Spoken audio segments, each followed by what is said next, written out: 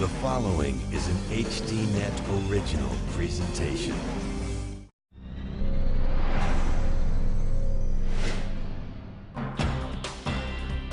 Tonight, the promise of jobs. Today, I'm pleased to welcome India's preliminary agreement to purchase 10 C-17 cargo planes, which will support 22,000 jobs back in the United States. A presidential proclamation that may not be quite as advertised. Maybe if someone could tell me what new jobs they're creating with these orders for 10 airplanes, I'd like to know what they are. And immigrants who came in search of the American dream now find the economy is better back home. No, I don't think that now is a good time to go to America. I don't think so. Still a great country. Plus, polling the public. Why do political surveys so often seem wrong? I mean, remember New Hampshire, where the polls thought Obama was going to win by 10 points, and he lost. You know, the next race in South Carolina, he was supposed to win by 10 points, he won by 30. I mean, that's a 20-point miss. We'll bring you the news tonight on Dan Rather Report.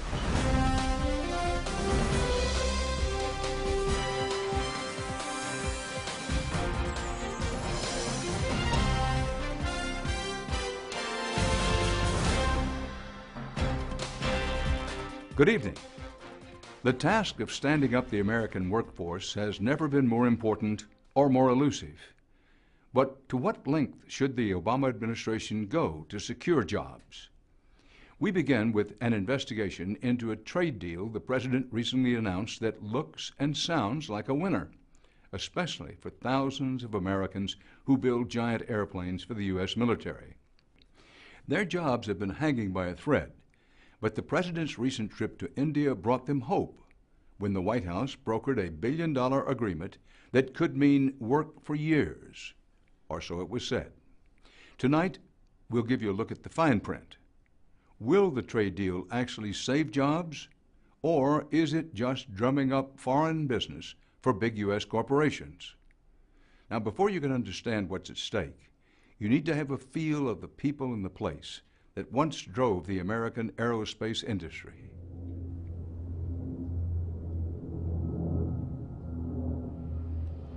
The skies over Long Beach, California, have been a frontier of American aviation for 100 years.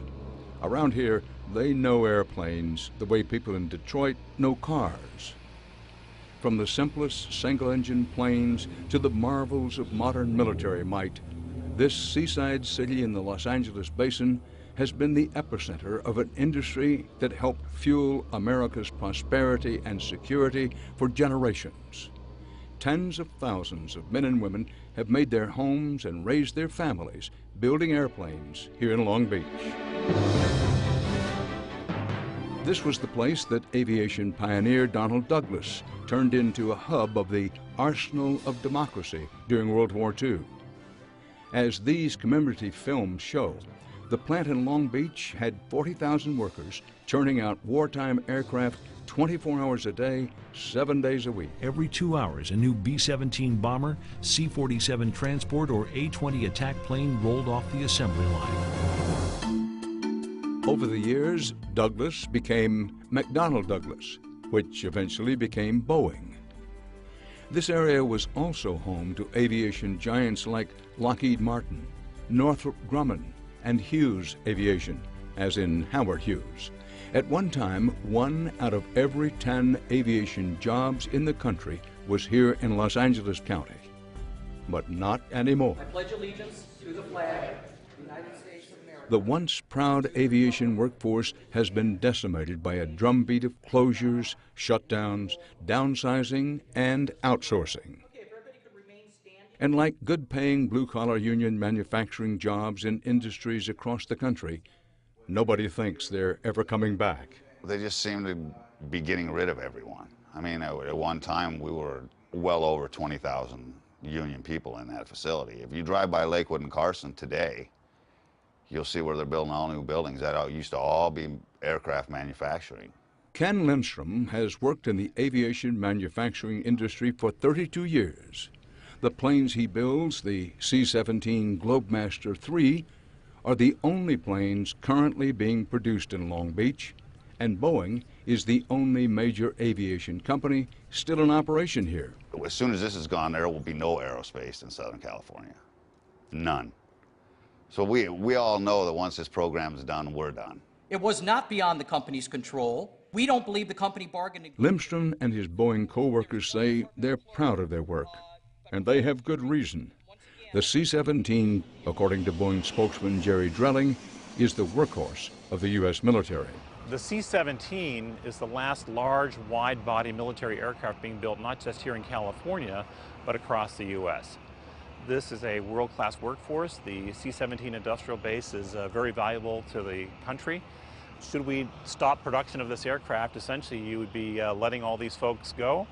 And if the Air Force decided that it needed airlift in the future, it's very costly to reconstitute a program like this.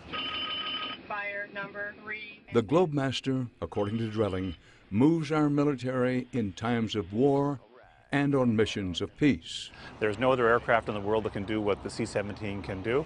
It can fly intercontinental with large loads, it can land on short, dirt, unimproved, austere runways. That means more than 100 troops, or 170,000 pounds of cargo, can be transported by a single plane to the most remote and dangerous areas of the world. Whether it's the mountains of Afghanistan, the whiteouts of Alaska, or the deserts of Iraq, the C-17 can get in and out fast. So if you're talking about humanitarian or disaster relief or equipment for troops, it makes it much easier and it saves a lot of lives that way. The C-17 is truly an all-American effort. As this graphic from Boeing shows, the only parts of the C-17 manufactured in Long Beach are these tiny sections in blue. The engines come from Connecticut. The nose assembly is from Missouri. The wing slants are made in Georgia. All in all, the C-17 is an assembly of parts that comes from more than 600 suppliers in 43 states. Having such a dispersed supply base was not accidental.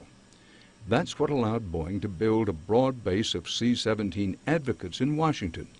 Advocates who voted to appropriate funds for new C-17s, even when the military was saying it already had more than enough. The governor of the great state of California, Arnold Schwarzenegger.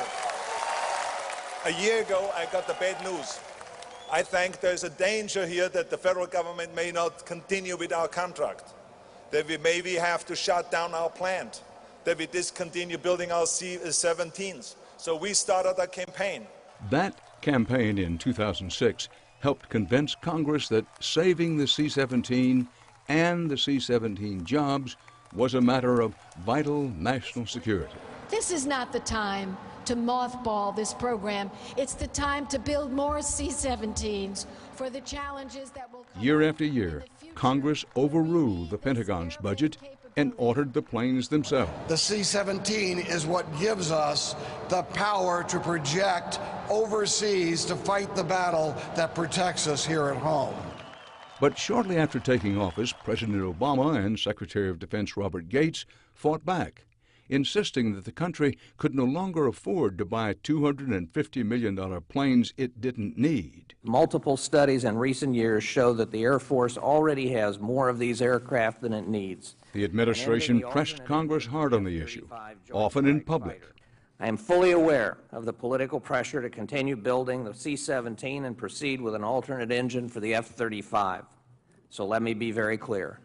I will strongly recommend that the President veto any legislation that sustains the unnecessary continuation of these two programs. Secretary Gates' tough testimony, along with several studies about the military's airlift needs, put an end to earmarks for the C-17 last year. Drelling says once the Air Force takes delivery of aircraft number 223, it may very well be their last. All right, you're looking at what we refer to as P-208. This will be the U.S. Air Force's 208th C-17 when we deliver it. And that means the days of the C-17 line in Long Beach seem to be numbered. And back at the Union Hall, what was once an epic campaign to revive a time-honored industry in Long Beach, today has become merely a fight to save the few jobs that still exist. For this company to expect people to continue working when they don't know if they're going to have a job, whether they're going to be able to feed their family or have medical, is just unacceptable, and we're going to take it on and do everything in our power to protect the members here at this hall. Like labor leaders of yesteryear, the union president, Stanley Klimchuk, continues to fight for workers and rail against management. And we're trying to prove that the rest of this Boeing numbskulls were having discussions with New Breed during negotiations. But it's gotten so bad, union members are fighting each other. I'm in the same boat as you guys are. If you think I'm not upset about this, you got another thing coming. Well, yeah, but so you know what? It is what it is, Kenny. Say whatever you're going to say, but I'm telling you, I'm going to take this. About it, it's about time that you call the people that are bleeding this company, the leaders, the bleeders, the son of a bitches that they really are. That if we're going to stand and watch this building close, I get it. Nobody's this is a horrible, horrible, horrible time for us employees. But Kenny, I need your help, and it's better that we work together than on this issue than to fight among each other. You led the charge on language. Like so many workers, Ken Limstrom says he's angry because he's worried his job won't even last long enough to qualify him for the retirement benefits that he worked more than 30 years to earn. I have to have health care. I'm going to lose my health care. Yes, I take care of my parents, you know, because I have a father that's dying of cancer. My mom has MS and is going blind. Would I sell my house if it becomes necessary? Absolutely. Would I move out of California? Yes, I would. Because you have to go where you can survive at. And if I can't survive here, then I'll go somewhere else. But more than anything else, Limstrom says he feels angry when he thinks about how much things have changed since the glory days, when California was the aviation capital of the world. I think the founder of Douglas, McDonnell, Boeing, Howard Hughes, I believe those guys are not just turning over in their grave. They're spinning like rotisserie chickens at what these people have done to their companies. It's all about profit. It's all about everything. These guys started these companies solely for flight. They wanted to make planes fly, and they loved their employees. That love is gone now. These guys, they have absolutely no integrity at all. When we return, the C-17 gets a new salesman, support 22,000 jobs, and a new overseas market. But how high is the price for a short stay of execution? That's next, so stay here with us.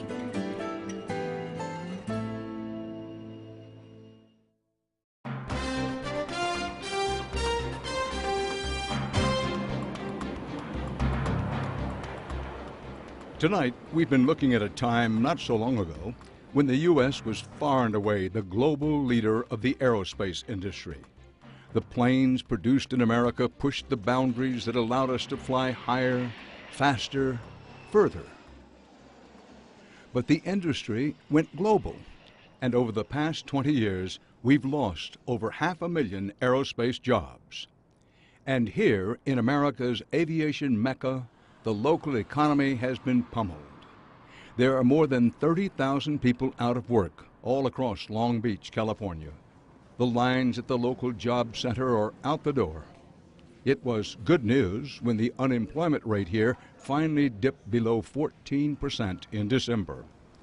In recent years, Long Beach has been rolling out efforts to diversify its economy, trying to offset the decline of aerospace.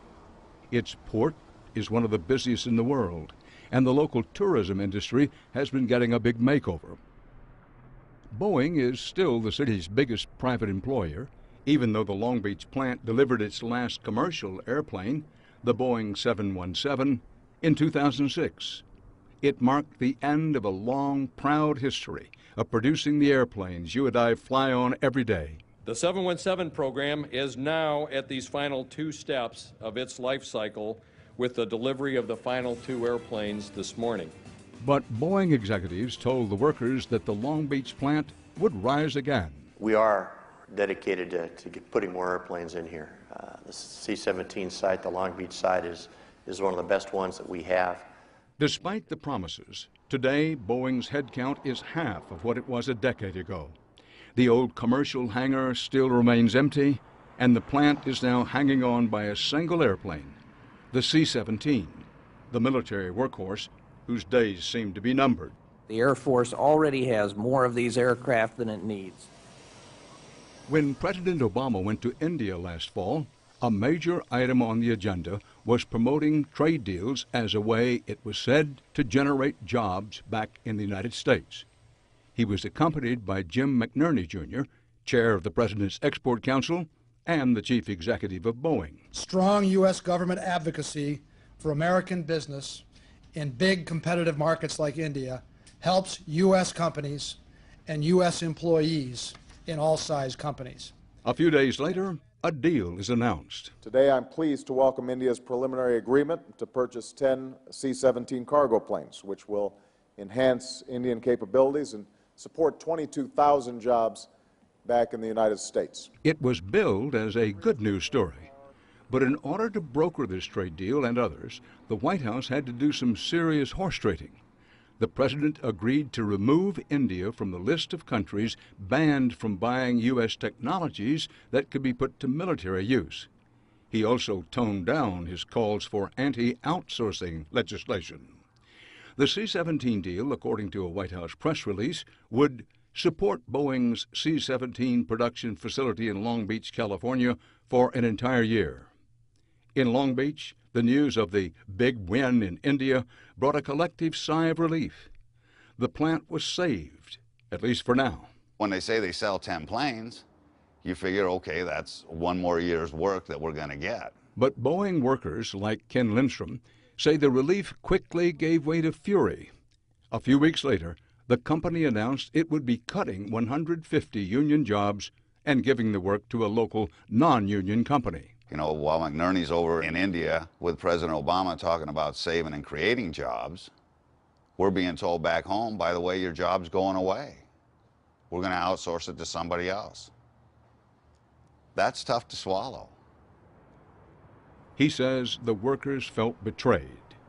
For years, they thought they were on the same side as management, battling to save the C-17 and arguing that this was not only about saving jobs, it was also about preserving an industrial base vital to our national security. If business went down, they all took a hit, or so they believed. But now, Boeing had gotten new business, and executives had decided that these seasoned workers weren't so vital, and that laying them off could save the company some money. We've given them, well, for lack of a better phrase, the best years of our lives, and now they want to throw us out in the cold. If the program was going away, we would totally understand that, but the program isn't. My motto is, if their mouth's moving, they're lying. But I also agree. I mean, you take somebody that makes $30 an hour, that's $60,000 a year. That's not an exorbitant amount of money. Although our CEO makes between 14 and 19 million, I think he could have took a little haircut and kept us all employed. And we see India's emergence as good for the United States and good for the world.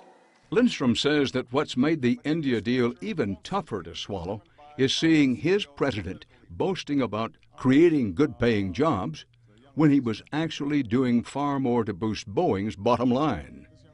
It's job creation policies like these that have left Lindstrom a lifelong Democrat, a man now without a party. It all depends on which pocket you look in, which hand whose hand you see in it. They're all taking money from big business. At one time, the Democratic Party was a party for the people. Now, they're getting money from the same people and sharing the same pockets. How can you sit with Jim McNerney in India and tout jobs and end up telling these people that we're going to outsource your job? It turned out there was even more bad news. Remember the excitement about those 22,000 jobs President Obama talked about? Well, it turns out there was some serious fine print. The deal did not promise to create 22,000 jobs or even create one new job. According to the White House, it would merely be, quote, supporting 22,000 jobs. In other words, preserving jobs that already exist. But not all the jobs. Last month, the company announced plans to cut 900 C-17 jobs in Long Beach. Boeing spokesman Jerry Drelling says without any new domestic orders, at least for now, the company has no choice but to reduce headcount. We are working very hard to keep this production line open, and we think that we can do it. The team here has worked incredibly hard to secure additional orders.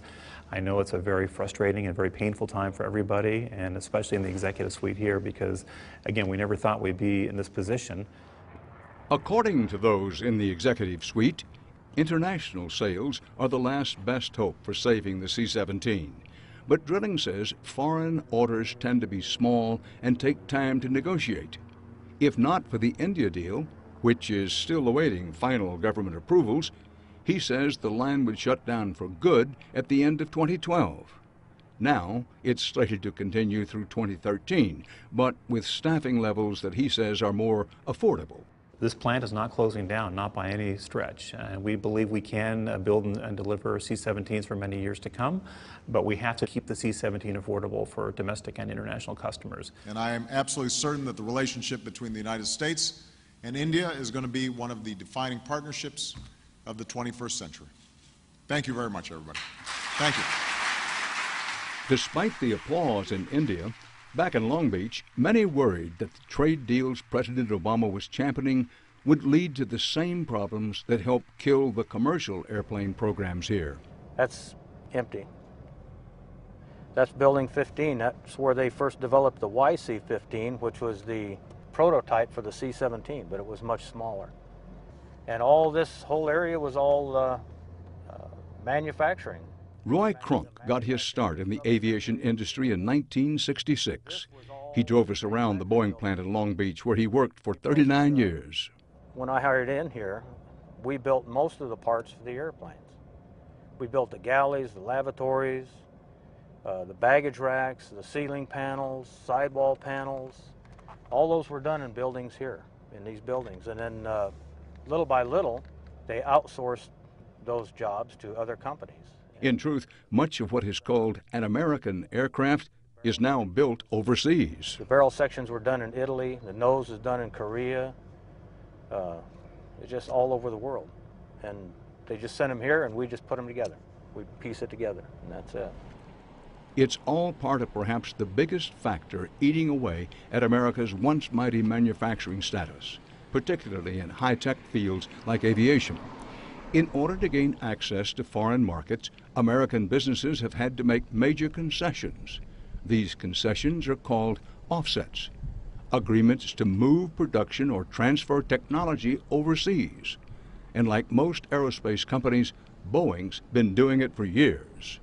In the mid-1980s, McDonnell Douglas, as the company was then known, entered into a deal to sell 26 MD-80 planes to China. The deal was the first of its kind. Crunk told us he was part of the team sent to China to do assembly training. China was assembling the airplanes. We would sell them these kit, sell them the airplane in kit form, and then we had people go over to show them how to put it all together.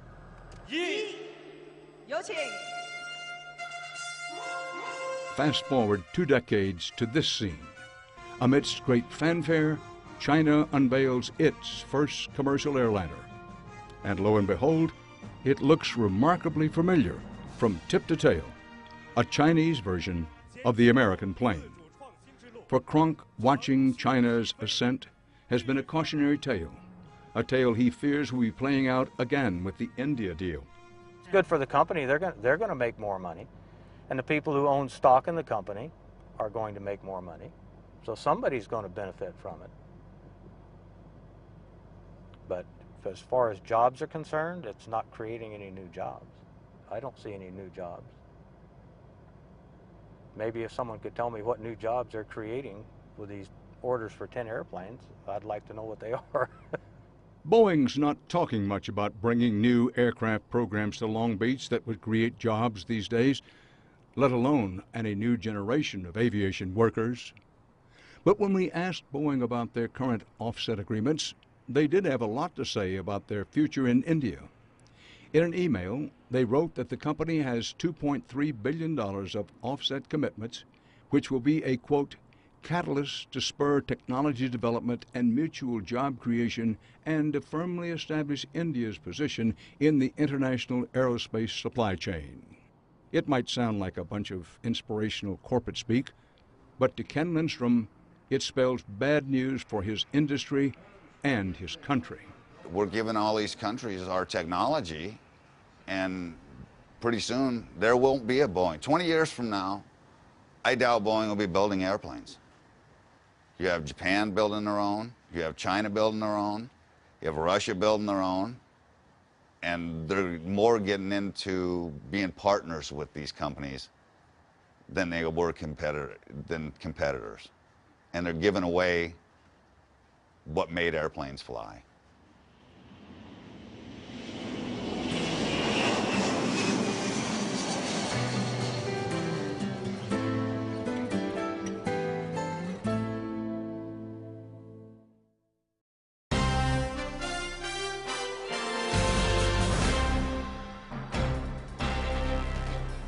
And now we take you on a journey to the warmer climes of Brazil. While the American economy has been hammered of late, Brazil has been booming. Last year, the country enjoyed a 7.5% growth rate, a pace that would be the envy of anywhere in the Northern Hemisphere. Prices are surging. Office space in Rio is now more expensive than New York. But we're going to take you off the beaten path tonight to the city you probably haven't heard of, Governador Valadares. It's about 600 miles north of Rio, and it's one of the few places in Brazil that's actually suffering, mostly because of its strong connection to a place that has long been a lifeline, the United States. It was an entire city powered by dollars, an economy fueled with the overseas incomes of thousands of its citizens who immigrated to the United States for what they call Fazer America, or doing America. Of course, immigrants come to the U.S. from all over Brazil, but in the city of Governador Valadares, immigration takes place on an entirely different scale. Most go illegally, so nobody knows the exact numbers. But in this city of about 300,000 people, fully 50% of all households have sent someone to the United States. Em Valadares, a imigração correspondeu a uma indústria que abastecia Valadares com milhões de dólares a cada mês. Jair Batista is the city's Secretary of Urban Planning. Para nós é difícil imaginar a cidade sem Framingham, sem Boston, sem... Nós falamos desses lugares como se fossem parte de Valadares. Não há família aqui que não tem alguém nos Estados Unidos. He might be exaggerating, but not by much. During our visit to City Hall, Batista took us along for a quick survey of his co-workers. Cristina tem quase toda a família nos Estados Unidos. O Valdir tem os primos nos Estados Unidos. Bruno teve os tios nos Estados Unidos, já retornaram. In office after office, você tem uma irmã, um irmão. Nearly everyone we met Tem dois em Nova York e o resto é perto. had family in the United States. Primos. Porque ele mesmo determinou quando voltar. Foi preso. Foi preso. Foi preso e deportado. Preso por ser ilegal. Exatamente. É praticamente todo mundo, não tem... And it wasn't just here. Everywhere we turned, we met people who had once worked in the United States. At the front desk of the hotel. O que eu ganhei lá, eu não conseguiria aqui em 10, 15 anos. Eu ganhei em 3 anos. At the parking garage. Eu morei em Bridgeport, Connecticut. Muito brasileiro. There's even a funeral home in town that broadcasts over the internet for immigrants who can't make it home when a loved one dies. Poder assistir lá é como se eles estivessem, de certa forma, participando do momento. This local hamburger joint is actually called America, and its owner, not surprisingly, has been there too. If I have two lives, the other one will be America, for sure. I would like to be American, the other life, and live in Florida. Ricardo Guerra worked in the U.S. for 3 years, and his entire restaurant is a kind of tribute to his experience there. I was thinking about American places. The American yacht that have the house in America that has grass in front. I love that. But why does this out-of-the-way town in southern Brazil have such a special relationship with the United States? Sueli Siqueira is a sociologist at Vale do Rio Doce University and has studied immigration patterns in Valadares for years. She's traced the links between her city and the United States all the way back to the Second World War. The U.S. government desperately needed the iron ore and mica found in these mineral-rich hills to sustain the war effort. An American company was charged with building a railroad to speed the vital cargo to the coast. One side effect was economic growth for Valadares. Então foi período em que a imagem dos americanos representava uma imagem de desenvolvimento. Então isso ficou no imaginário popular, essa ideia de os Estados Unidos um país de muita riqueza. After the war, an American railroad executive named Richard Simpson stayed behind. His house still stands on a wooded hilltop overlooking the city. Together with his wife, Simpson started an English language school, and it was from there, as exchange students, that the first pioneers from Valadares headed for the United States in the 1960s. In the local papers, stories about the exchange students were front-page news. Trouxeram a notícia de que era um país muito rico. Eles levavam mais de 20, 30 cada um deles, receberam em suas casas. Então aí você começa o que a gente chama forma a chamada rede de imigração. In the 1980s, this immigration network became a lifeline for Valadares. Brazil was mired in an economic crisis with crushing public debt and hyperinflation that sometimes exceeded 2,000%. I cannot explain to American people what hyperinflation is. It's so crazy. It's so crazy. Many things like a mineral water could cost like 1 million cruzeiros or something like that. It's unbelievable. A friend of mine from Valadares was calling me and said, "Just come here. They're going to have more valuable job here, you know. You're good mechanic." I said, "Okay, I'm going to try it."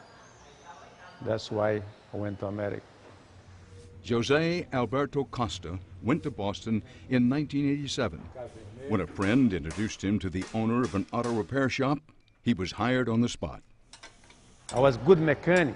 Cars go to garage, 5, 6 garage, different garage, nobody can fix. They was bringing it to me. That's why he was paying me good money. In 1989, I was making about $1,200 a week. The good money was even better when he sent it back home. In those days, the dollar towered over Brazil's currency. E na década de 80, o dólar dava 3,5 por um. Então, em um dia de trabalho, lá eles ganhavam o que ganhava aqui em um mês. Então, era muito dinheiro. The immigration boom was on. In the 1980s and 90s, tens of thousands headed for the States, sending millions of dollars back to their families. Throughout Brazil, Valadares became known as Valadares. Enquanto o Brasil inteiro vivia uma crise na economia, na construção civil, Valadares crescia. Tá? Os prédios se elevavam. Tá? O comércio era um comércio efervescente. Some people amassed hundreds of thousands of dollars in property and savings during their time in America. Quanto dinheiro tu conseguiu poupar nesses 20 anos de América? Well, that time was, like I say, was make good money. And bought a house, about $500,000. Not everybody made that kind of money, and most immigrants from Valadares went through a lot to get their dollars. They lived in austerity and worked punishingly long days at multiple jobs. And while Valadares was living high on the hog from the influx of dollars, it was neglecting its future. Batista, the city planner, says that in the last decade, the city created just a fraction of the jobs it needed. Outros lugares do Brasil se industrializaram construíram universidades, buscaram alternativas. Valadares não buscou alternativa durante todo aquele tempo. In the early 2000s, the city's fortunes started to change because of Brazil's growing economy and strengthening currency. The dollars that Valadares depended on started to lose their value. But the real blow came when the U.S. financial crisis hit, and the money from America dried up. The financial drought has had a visible impact on the city. Ali vai ser a área de lazer. This housing development on the edge of town was started 10 years ago. It's not hard to guess where the money came from. The real estate agent here told us that they even used to have a sales representative based in the United States. Now, most owners can't afford to build houses on the lots they bought. The properties lie vacant or half-built, like thousands of similar properties throughout Valadares. And instead of dollars flowing into the city, there is now a human wave of returning immigrants. Many lost their homes or businesses in the U.S. Others found themselves unable to earn back the thousands of dollars they paid to get to the U.S. illegally. Still others were deported as immigration authorities cracked down in recent years. Instead of finding their American dream, these Brazilians have been forced to make a painful return home. And even for people who came back flush, it's clear that the glory days are over. Nobody talk about dollars anymore. Last time I saw dollar was the time I came from America. Costa, the man who told us he made $500,000 during his time in the U.S., wouldn't advise anyone to go there now. Why are they going to leave Brazil to go to America? It's not worth. So if I go over there, make $500-600 a week, how am I going to support a family with this money? Instead, Costa has used some of his savings to open an auto shop of his own. And he says business is good. He makes about $1,000 a week, almost what he made in America in the 80s. But here, he does it without working his fingers to the bone. I can go play my soccer with my family, drink the beers with my friends, go fishing, you know what I mean? We don't have a lot of money here, but you live a life like a king. Spend some time in Valadares, and it's impossible not to notice the economic progress sweeping Brazil. Inflation is under control, unemployment is at a record low, and millions of people have been lifted out of poverty. Head to the shopping district downtown, and you can see that products once considered luxury items are now within reach of Brazil's burgeoning middle class. I don't think that now is a good time to go to America. I don't think so. Still a great country. At Ricardo Guerra's America restaurant, you can still walk up to almost any table and meet someone who has family in the U.S. But you can also see the evidence of Brazil's new prosperity. People that make the minimum rate, minimum salary, and he now can afford to come to a place like this. He can drink a beer, he can have a sandwich, and even a pizza with his family. On many nights, the dinner rush doesn't let up until after midnight. Guerra jokes that to keep up, they also have to work like Americans. But it seems that the U.S. has lost some of its luster for Guerra. He was once so captivated by America that he named his restaurant after it. Now, he's eager to talk about his own country's bright future. We have energy, we have food, we have beaches for tourists, we have many things that are not explored yet. We are starting to explore. So I think that Brazil will be one of the best places in the world very soon, I think so.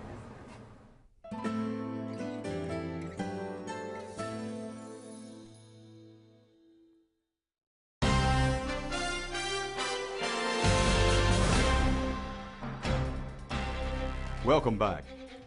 It may seem that we just rang in the new year, but when it comes to the calendar of presidential politics, we'll be in 2012 before you know it. This is when the field of candidates starts to take shape. So we felt that it would be a good time to sit down with our old friend and poll-watching guru, Nate Silver. Nate now works for the New York Times, and after a busy 2010, he's turning his attention to the lead up to the next election. Let's talk politics. We always like to talk politics. It's coming up. It's always shorter than you think. You know, it always kind of. Well, I sort of say still early, but not that early. Looking toward 2012, a lot of people are sort of nibbling around the edges, playing coy about whether they're going to run or not.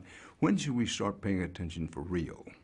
Who's in and who's out? Well, in some ways, I mean, it's been surprising that we haven't had very many candidates or any kind of major candidates declare yet. You know, by this point, 4 years ago, you know, essentially everyone had declared, and I think, you know, it made sense before or after, you know, people didn't want to Republicans didn't want to stomp on their momentum heading into November when they did very well. But I'm surprised that you haven't had someone, be it a kind of Romney or a Pawlenty, be like, look, let's get out in front of this and kind of get some publicity. Well, let's play the game. We always start by saying it's illegal to wager on political races in the United States of America. But let's go down the list and the supposed list. Tell me what you think for the Republicans. Sure. Well, you know, I mean, Mitt Romney is kind of the purported front runner, I suppose. And in some ways, I think, you know, people might not appreciate his kind of behind-the-scenes advantage, right? I mean, maybe the package, it's kind of slick and whatever. Maybe there's some issues with his support of kind of Romney Care in Massachusetts, but he does the things like fundraising very well, you know. But he's someone who I think would almost the kind of longer the race goes, because he's an acceptable choice to most Republicans, the better off he is in some ways. You know, I don't know if he's likely to steamroll through the field. You know, Iowa might be somewhat difficult for him if you have a conservative candidate who catches fire like Huckabee did in 2008. But Huckabee have a chance? I think Huckabee is kind of like criminally underrated by a lot of people. I mean, if you survey Republicans and say, do you like this person or not, he has the best favorability numbers, where almost everyone likes him, very few people dislike him. Some people might not be, you know, they might not be his first choice for some people. People who are, you know, fiscal conservatives, for instance, might think he's a little bit soft on taxes and so forth. And he's not the most telegenic guy necessarily, right? But he's a nice guy, and that can count for a lot, right? All right, so we have Romney and Huckabee. Palin?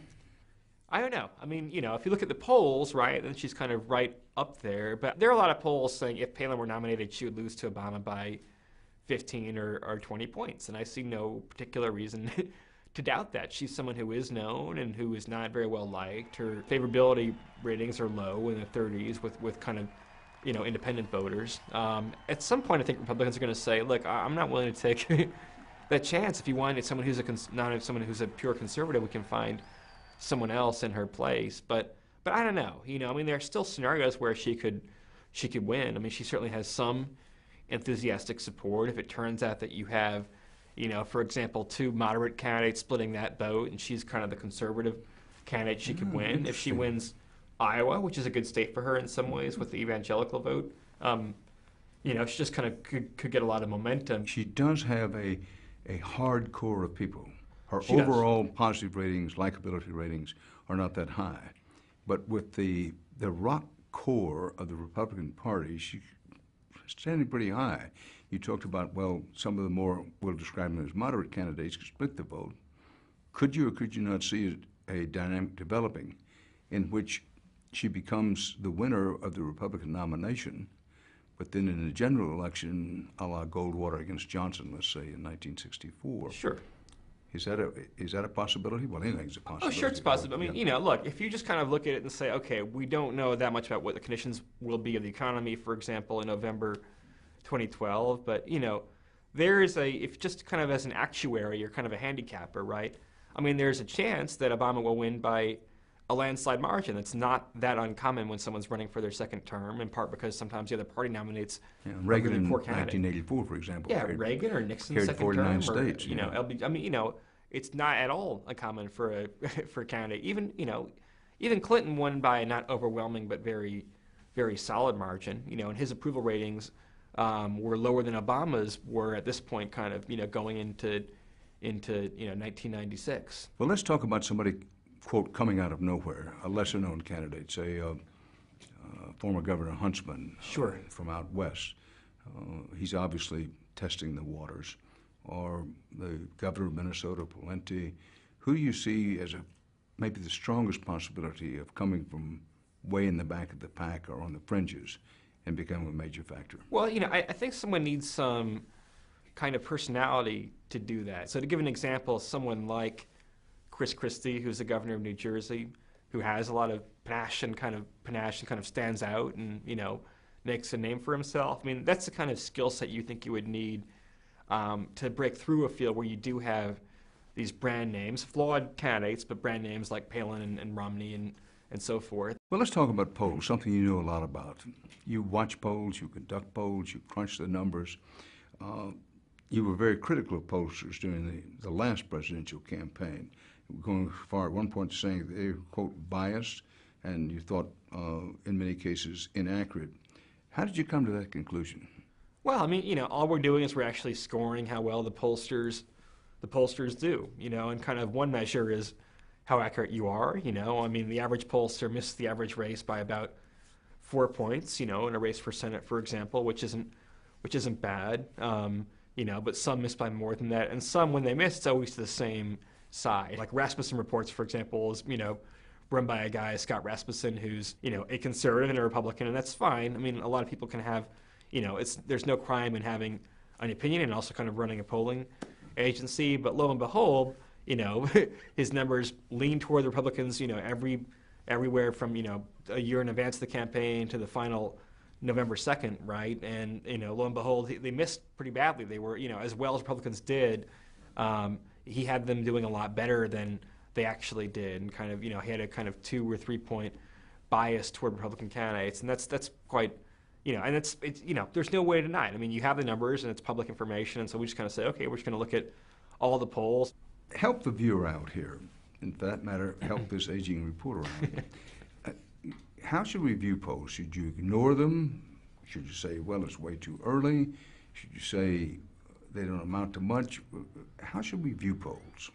As skeptically as you want to, I think is a good kind of general piece of advice. I mean, certainly as far as looking at things like 2012 matchups right now, there's not a whole lot of reason to pay attention to polls, I mean, Ronald Reagan at this point was favored to lose to Jimmy Carter by 25 points or something, It's way too early to say very much about 2012. You can tell some things. I mean, I think when pollsters say that Sarah Palin, for example, is unpopular with independent voters, there's no reason to doubt that or to think that will particularly change. But, even when you do get to elections, sometimes polls make big mistakes. And remember, in general elections, polls aren't too bad, right? But in primaries, they can be really awful. We're going to have the primaries before the general election. I mean, remember New Hampshire, where the polls thought Obama was going to win by 10 points, and he lost, likewise. I mean, there were a lot of states where, the next race in South Carolina, he was supposed to win by 10 points, he won by 30. I mean, it's a 20-point miss. So polls and primaries are pretty poor. What can be done to improve polls, or can anything be done? I think pollsters know the right way to do things if they want, and that means, you actually make an effort to have a higher response rate. I mean, right now, about 25% of Americans don't even have landlines. They rely only on their cell phones, and some pollsters don't call them at all. The idea that you're taking a scientific sample where you exclude, 25% of the population right from the get-go is really alarming to me. As we approach 2012, it's clear that there's going to be a blizzard of things written on the internet, sure, on 24-hour cable, all of that. To what should we be paying the most attention? I think, frankly, just looking at Obama's approval rating is still maybe the single best metric, where I think I'd rather look at an Obama approval poll and see this hypothetical of say how he would do against a Mitt Romney or something, because the Mitt Romney that you would have after he emerges from the primaries will be a very different candidate than the one that people perceive right now. But I'm going to ask you to guess. You guess that Sarah Palin gets in or doesn't get in? I would think she would get in if you had to kind of make a 50-50 bet, in part because I think that to some extent, I think her brand will get stale And I think to some extent her brand is driven now kind of maybe more by liberals who like to hate her, right? Liberals who like, oh, you know, I mean, you can, hey, you know, if you write a Sarah Palin column or you're producing a TV segment, I mean, Sarah Palin kind of sells papers, right? But to some extent, I think it might be being driven more by people kind of making fun of her than by real enthusiasm. And if that becomes the case, then, you know, at some point, you're not viable. I mean, I think she has to, you know, I think she can't just kind of drift in the wind for 4 more years. She's got to kind of cash in on her brand now. Nate, thank you much. Oh, such a pleasure. Of course. Thank you, Dave. Thank you. Nate Silver, formerly of 538.com, now on the New York Times website. And that's our report for tonight. From New York, for HDNet, Dan Rather reporting. Good night.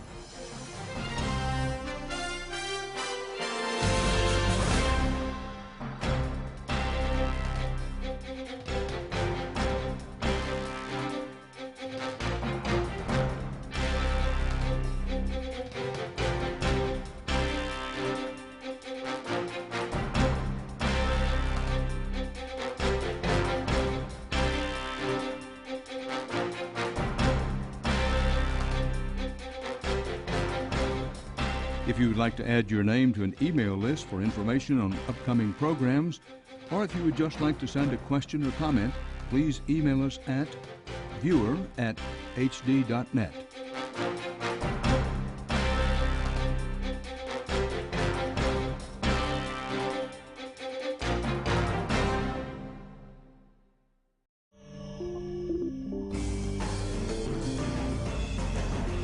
The following is an HDNet original presentation.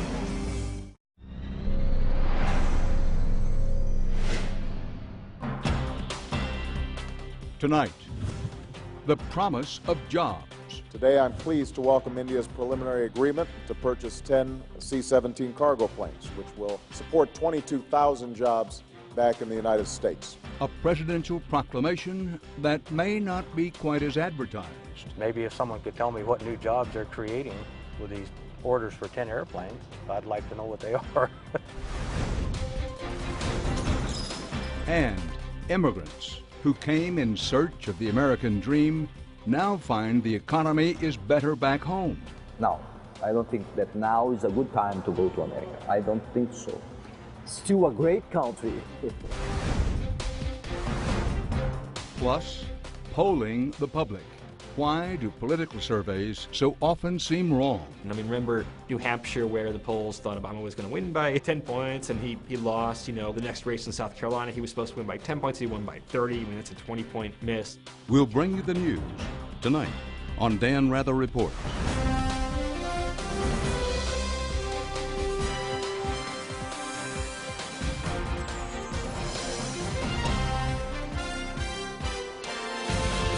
Fuel America's prosperity and security for generations.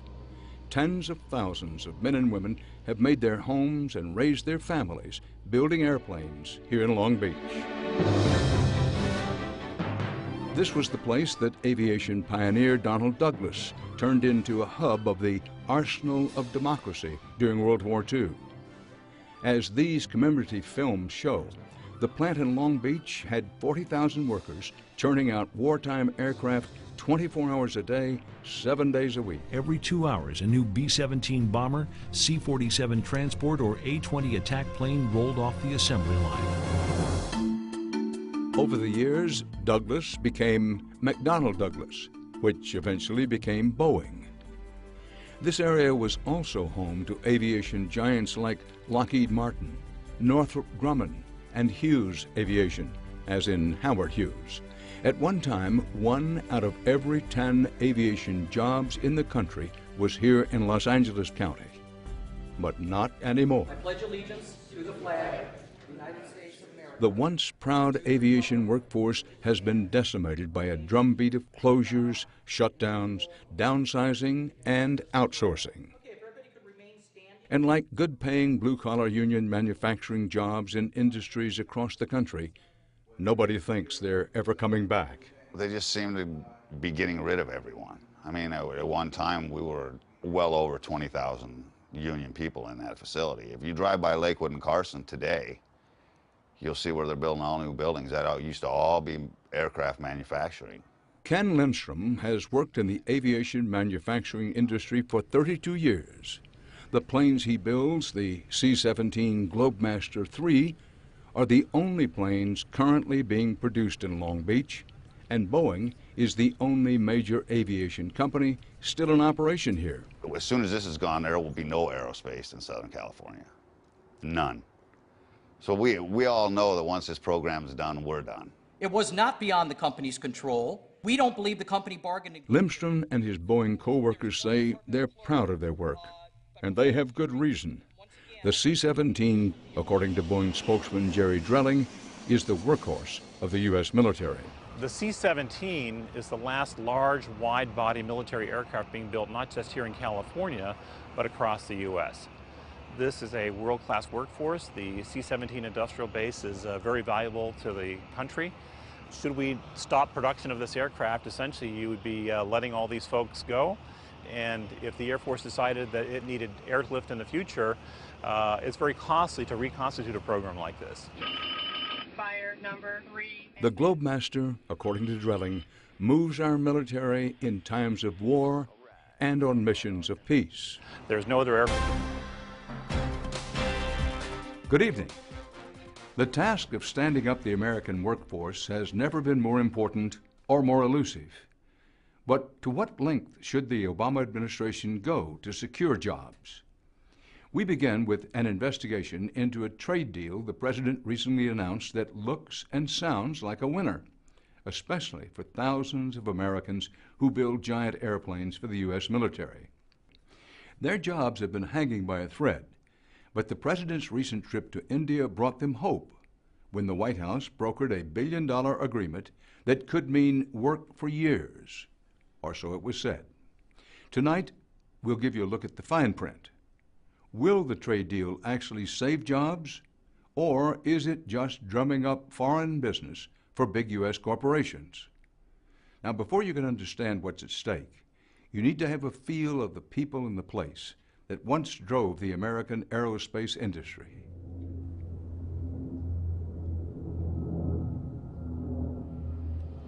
The skies over Long Beach, California, have been a frontier of American aviation for 100 years. Around here, they know airplanes the way people in Detroit know cars. From the simplest single-engine planes to the marvels of modern military might, this seaside city in the Los Angeles basin has been the epicenter of an industry that helped Craft in the world that can do what the C-17 can do. It can fly intercontinental with large loads. It can land on short, dirt, unimproved, austere runways. That means more than 100 troops or 170,000 pounds of cargo can be transported by a single plane to the most remote and dangerous areas of the world. Whether it's the mountains of Afghanistan, the whiteouts of Alaska, or the deserts of Iraq, the C-17 can get in and out fast. So if you're talking about humanitarian or disaster relief or equipment for troops, it makes it much easier and it saves a lot of lives that way. The C-17 is truly an all-American effort. As this graphic from Boeing shows, the only parts of the C-17 manufactured in Long Beach are these tiny sections in blue. The engines come from Connecticut. The nose assembly is from Missouri. The wing slants are made in Georgia. All in all, the C-17 is an assembly of parts that comes from more than 600 suppliers in 43 states. Having such a dispersed supply base was not accidental. That's what allowed Boeing to build a broad base of C-17 advocates in Washington, advocates who voted to appropriate funds for new C-17s even when the military was saying it already had more than enough. The governor of the great state of California, Arnold Schwarzenegger. A year ago,